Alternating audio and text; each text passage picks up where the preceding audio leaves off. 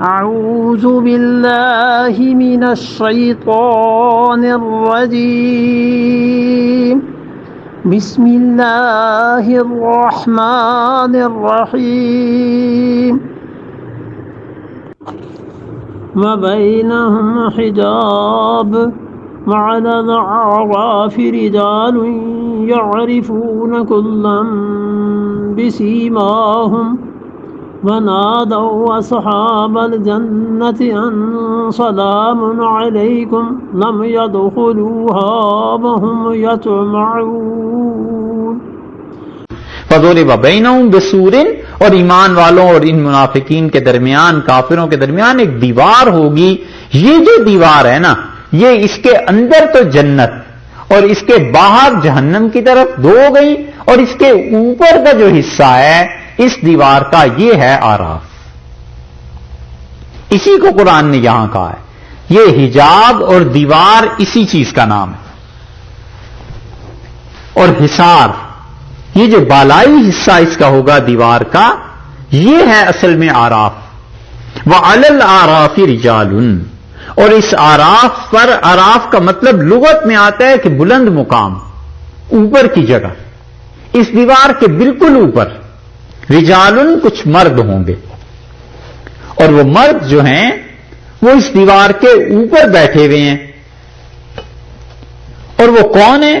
یعرفون، وہ پہچانتے ہیں، کلم بسیماہم، ہر ایک کو اس کے نشانات سے.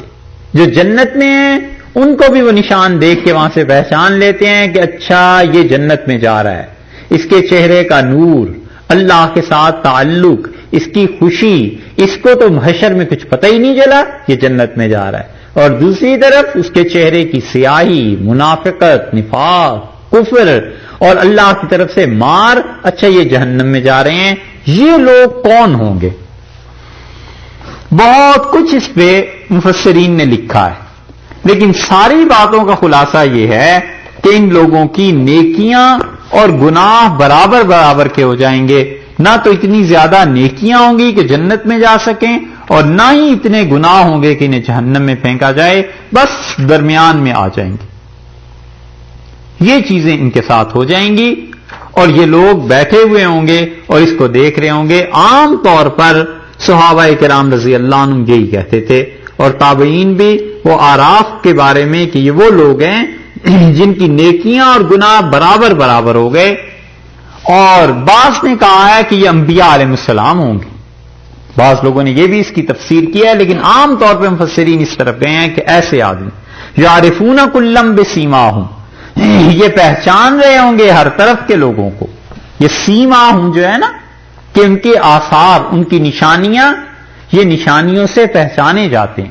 قرآن پاک میں بھی دوسری جگہ بھی آیا ہے نا، اللہ تعالیٰ نے فرمایا کہ ہمارے فرشتے انہیں ان کی نشانیوں سے پہچانیں گے. فَيُؤْخَذُ بِالنَّوَاصِي وَالْأَقْدَامِ، اور ان کی پیشانیوں سے اور ان کے پاؤں پہ فرشتے ہاتھ ڈال دیں گے پکڑ کے اور اٹھا کر جہنم میں پھینکیں. یہ ہے کلم بسیماہم، ہر ایک کو پہچان لیں گے اس کی نشانیوں سے. وَنَادَوْا، اور پکاریں گے یہ اصحاب آراف، اصحاب الجنت، اندر کی طرف، جنت کی طرف، ادھر کو پکار کر کہیں گے ان سلام علیکم، اللہ کی سلامتی ہو تم پہ، خدا کی مہربانیاں، خدا کی عنایات ہیں تم پہ. لم یدخلوها، یہ جنت میں داخل نہیں ہوئے، وہم یطمعون، اور ابھی امید ہے کہ جنت میں چلے جائیں گے. جنت اور دوزخ کے بیچ میں بیٹھے ہیں، امید ہے جنت میں چلے جائیں گے، اور ابھی تک داخلہ ہوا نہیں ہے. اب کیا ہوگا؟ یہ تو جنت کو دیکھ لیا. وَإِذَا صُرِفَتْ أَبْصَارُهُمْ، اور جب ان کی نگاہ پھرے گی تلقاء اصحاب النار، یہاں پر جو طمع آیا ہے نا 46 نمبر آیت کے آخر پہ، لم يدخلوها، یہ جنت میں بھی داخل نہیں ہوئے، وہم یطمعون، اور انہیں امید ہوگی اللہ جنت میں بھیج دے گا. اس سے مراد بعض رات نے یہاں طمع علم کے معنی میں لیا ہے کہ انہیں علم ہوگا کہ جنت میں چلے جائیں گے. اور یہ زیادہ مناسب ہے کیونکہ آگے کی باتیں بتاتی ہیں کہ انہیں اللہ سے پتہ ہے، امید ہے پوری پوری کہ جنت ہو ہی جائے گی. کیونکہ اعمال تو ایسے ہیں نہیں، تو سوچتے ہی ہوں گے کہ اعمال نہیں ہے لیکن فضل تو ہے. اور جو چلے گئے ہیں وہ کون سا اپنے اعمال کی بنیاد پر گئے ہیں، وہ بھی تو فضل ہی تھا اللہ کا۔ اس لیے